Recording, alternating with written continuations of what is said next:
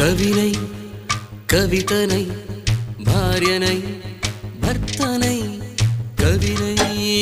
కవితనై భార్యనై భర్తనై మల్లెల దారిలో మంచు ఎడారిలో మల్లెల దారిలో మంచు ఎడారిలో పన్నీటి జయగీతాల కన్నీటి జలపాతాల నాతో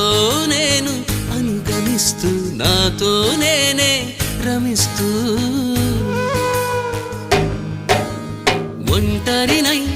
అనవరతం కంటున్నాను నిరంతరం కలల్ని కథల్ని మాటల్ని పాటల్ని రంగుల్ని రంగవల్లుల్ని కావ్య కన్యల్ని ఆడపిల్లల్ని జగమంత కుటుంబం నాది ఏకాకి జీవితం నాది